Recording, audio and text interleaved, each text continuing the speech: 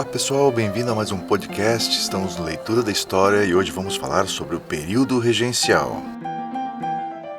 A abdicação de Dom Pedro I em 1831 deu início ao período regencial, que se estabeleceu até 1840, constituindo-se num dos períodos mais agitados da história brasileira.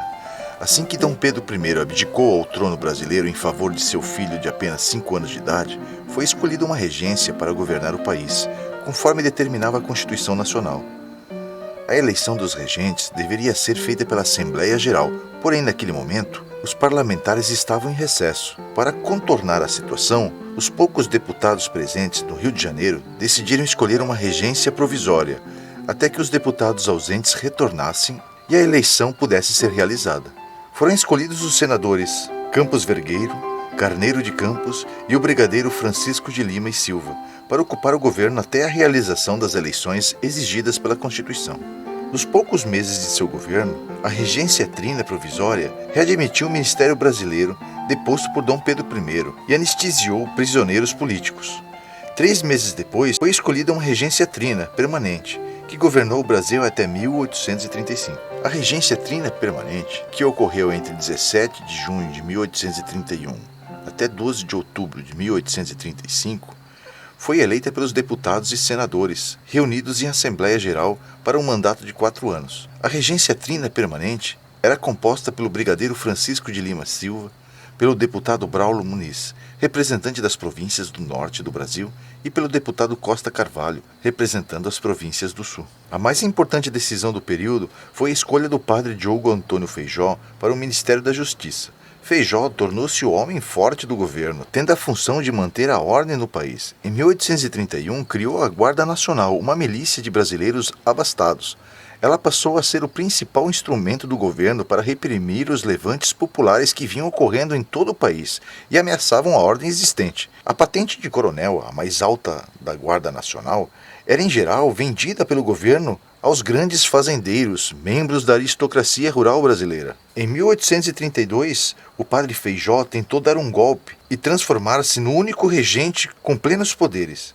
Fracassado em seu intento e pressionado pela oposição, Feijó viu-se obrigado a renunciar ao cargo de ministro. A abdicação de Dom Pedro I fragmentou o grupo dominante, o que deu origem a 3 grupos políticos compostos por diferentes ideologias para governar o país. O grupo restaurador, ou também chamado de Caramuru, defendia a volta de Dom Pedro I ao governo do Brasil. Este grupo era formado por comerciantes portugueses liderados por José Bonifácio e tendo o jornal Caramuru como divulgador de suas ideias. O grupo restaurador desapareceu em 1834 com a morte de Dom Pedro I em Portugal. O Partido Liberal Moderado aglutinava a aristocracia brasileira que buscava manter a ordem existente, especialmente a monarquia e a escravidão, fontes de seus privilégios. Defendia um governo centralizador no Rio de Janeiro e a unidade territorial do Brasil, tendo como principais líderes o padre Feijó, o jornalista Evaristo da Veiga e o político Bernardo Pereira de Vasconcelos. O Partido Liberal Exaltado, formado por proprietários e membros das classes médias urbanas e do exército, defendia a autonomia das províncias, o que implicava a descentralização do poder imperial. Seus membros mais radicais eram favoráveis ao fim da monarquia e à proclamação da República. Dentre seus líderes estavam o major do exército Miguel Frias e o jornalista Cipriano Barata. Suas propostas de mudanças dirigidas aos populares tinham a simpatia das classes mais pobres e por isso o grupo foi apelidado de Farroupilha, maltrapilho miserável. As manifestações políticas que ocorreram no Brasil após a abdicação representavam, de um lado, as disputas pelo controle governamental do país e, de outro, o descontentamento frente às condições econômicas e políticas existentes. As pressões por mudanças ameaçavam a ordem vigente e colocavam em risco o predomínio tradicional da aristocracia rural. Com a criação da Guarda Nacional, buscava-se conter as radicalizações e preservar a situação, defendendo os interesses das elites nacionais. Entre os grupos políticos, cresciam as divergências, especialmente entre exaltados e moderados, acirradas ainda mais após a demissão de Feijó. Com o objetivo de diminuir as tensões políticas, foi elaborado em 1834 o Ato Adicional à Constituição, determinando algumas alterações à Carta outorgada em 1824. Suas principais emendas foram a criação de assembleias legislativas provinciais, com amplos poderes, em substituição aos antigos conselhos gerais das províncias, completamente submisso às decisões do imperador. Tratava-se de uma medida descentralizadora, pois cada província poderia fazer suas próprias leis, adquirindo liberdade administrativa, como defendiam os exaltados. A criação do município neutro do Rio de Janeiro, como território destacado da província, para a qual as autoridades locais seriam escolhidas pelo governo central. Essa medida agradou aos liberais moderados, uma vez que reforçava o poder imperial. A criação da regência una, eleita pelas assembleias provinciais de todo o país, com um mandato de 4 anos, era uma medida, ao mesmo tempo, centralizadora, por concentrar o poder político a um regente, e descentralizadora, ao permitir que a escolha do regente fosse aberta a todos os eleitores provinciais, sempre lembrando que esses eleitores eram indivíduos de posses. O ato adicional de 1834 buscava assim conciliar os descentralizadores, que eram os exaltados, e os centralizadores, os moderados, representando uma composição das facções políticas. Para o cargo de regente, foi eleito em 1835 o padre Feijó. A composição liberal ao centralismo governamental, iniciado contra Dom Pedro I, foi pouco a pouco firmando conquistas com a abdicação e a criação das assembleias provinciais.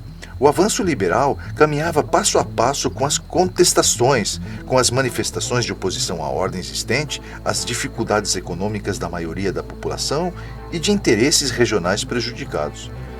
Refletindo anseios por mudanças mais profundas no país, multiplicavam-se os movimentos regionais, desembocando em diversos levantes provinciais, a exemplo dos cabanos no Pará, da Sabinada na Bahia e da Farroupilha no Rio Grande do Sul, entre muitos outros, que estudaremos mais à frente. Durante o governo de Feijó, o grupo moderado dividiu-se em progressistas, pró-Feijó, favoráveis a mudanças da autonomia provincial das assembleias, e regressistas, defensores de maior centralização para enfrentar e acabar com as rebeliões provinciais. O grupo progressista acabou se reunindo mais tarde no segundo reinado em torno do Partido Liberal, e os regressistas, liderados por Bernardo Pereira de Vasconcelos, criaram um partido conservador. Em 1837, no meio do mandato, Feijó renunciou ao cargo de regente, incapaz de conter a expansão das revoltas do Pará e do Rio Grande do Sul e o crescimento da oposição regressista.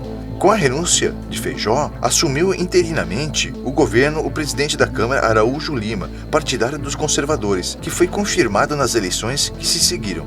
Araújo Lima nomeou regressistas para os ministérios, destacando o líder conservador Bernardo Pereira de Vasconcelos, na pasta da Justiça. Esse ministério foi responsável por importantes realizações, como a criação do Colégio Pedro II, do Arquivo Público Nacional e do Instituto Histórico e Geográfico Brasileiro. Por isso, e por composição, recebeu o apelido de Ministério das Capacidades. O governo conservador de Araújo Lima considerava os levantes provinciais produtos do Ato Adicional de 1834. Em sua opinião, o ato da anarquia, e achava indispensável a sua anulação. Em maio de 1840, o ato adicional foi alterado por uma lei interpretativa, aprovada pelos deputados, a qual devolvia ao Poder Central o controle dos órgãos da província da Justiça, antes nas mãos das assembleias provinciais. O mandato de Araújo Lima deveria estender-se até 1842. Contudo, os liberais, excluídos do governo e opondo-se a Araújo Lima, procuraram retirar os conservadores do poder.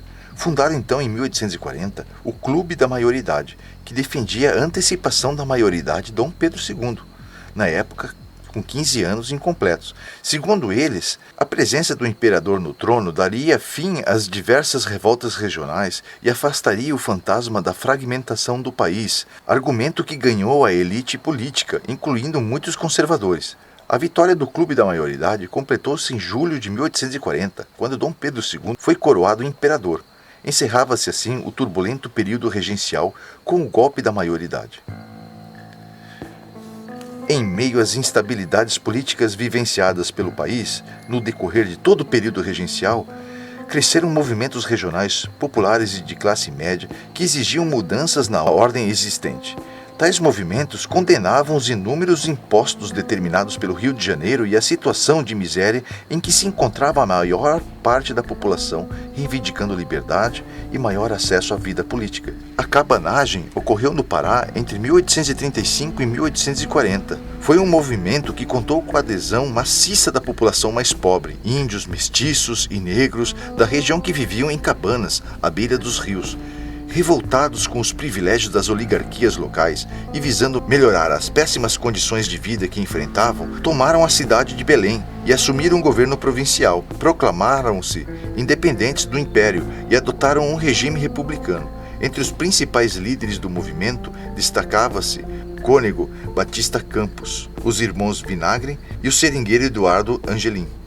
O movimento foi sufocado pelas tropas governamentais enviadas à região em 1840. O Pará estava pacificado. Na revolta morreram mais de 30 mil pessoas. A Sabinada ocorreu na Bahia entre 1837 e 1838.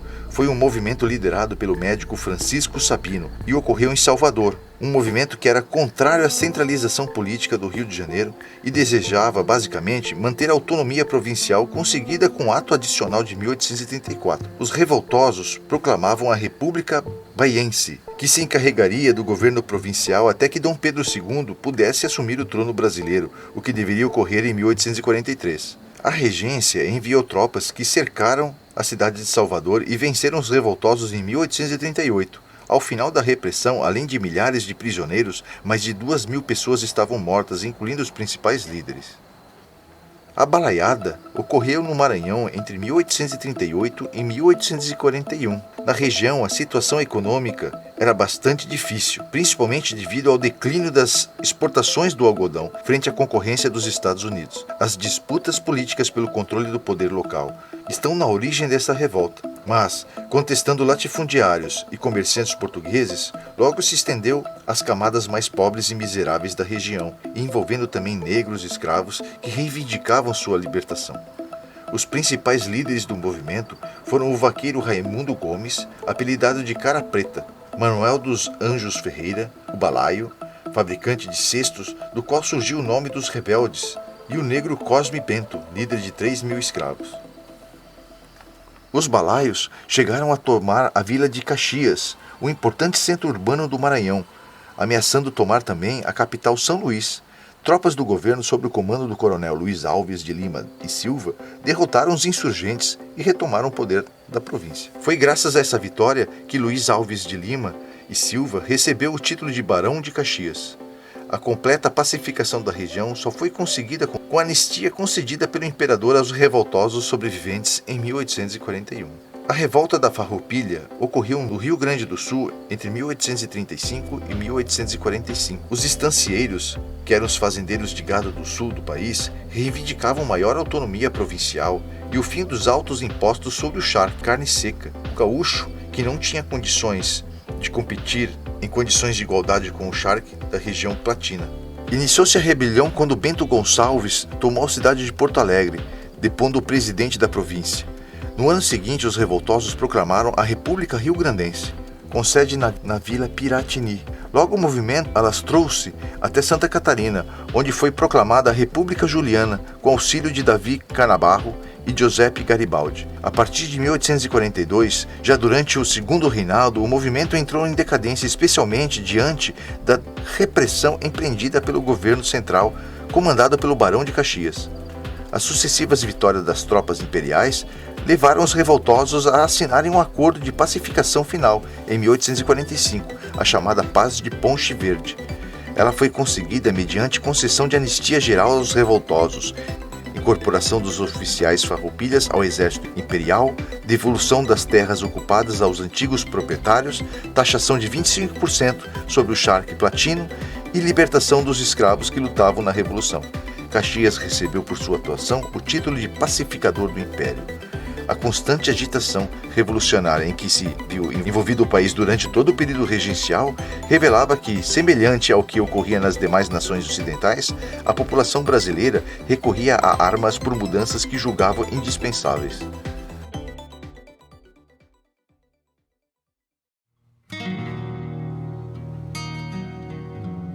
Pois bem, pessoal, em resumo, o que vimos aqui? Dada a menoridade de Dom Pedro de Alcântara, quando a abdicação de Dom Pedro I, constituiu-se a regência trina provisória e pouco depois a regência trina permanente. A regência trina permanente foi composta por Francisco de Lima e Silva, Braulio Muniz e Costa Carvalho. Tinha como homem forte do governo o ministro da Justiça, o Padre Feijó, o criador da Guarda Nacional. Com a responsabilidade de manter a ordem, A Guarda Nacional era uma milícia de proprietários. Durante a regência, os grupos políticos em luta eram os restauradores, defensores da volta de Dom Pedro I, os moderadores, favoráveis à centralização política, e os exaltados, defensores da descentralização e de reformas na sociedade brasileira. O ato adicional à Constituição, instituído em 1834, visava diminuir as tensões entre os grupos que disputavam o poder. Estabelecia-se, entre outras coisas, a transformação da regência trina em una, a autonomia provincial através das assembleias legislativas provinciais e a criação do município neutro do Rio de Janeiro. As divergências entre centralizadores e descentralizadores deram origem ao grupo progressista ou liberal, pró-Feijó, e ao grupo regressista ou conservador oposicionista. A falta de controle sobre as rebeliões provinciais e a oposição a seu governo provocaram a renúncia de Feijó, pondo fim à regência una. Momento do avanço conservador, a regência una de Araújo Lima teve como destaque o Ministério das Capacidades, liderado por Bernardo Pereira de Vasconcelos na pasta da Justiça. Buscando centralizar o poder, foi decretada a Lei Interpretativa ao Ato Adicional de 1840, concentrando o poder político administrativo no Rio de Janeiro. A oposição liberal fundou o Clube da Maioridade e, com a coroação de Dom Pedro II, chegou ao fim o período regencial. O período regencial foi um dos mais turbulentos da história brasileira, no qual destacaram-se as seguintes rebeliões: a Cabanagem no Pará, a Sabinada na Bahia, a Balaiada no Maranhão e a Guerra dos Farrapos no Rio Grande do Sul. Esses movimentos eclodiram em função das más condições de vida da população nas áreas em que ocorreram. Por sua eficaz atuação na repressão aos movimentos rebeldes do período regencial, Luiz Alves de Lima e Silva foi intitulado Duque de Caxias e recebeu o título de pacificador. É isso aí, pessoal. Até o próximo podcast.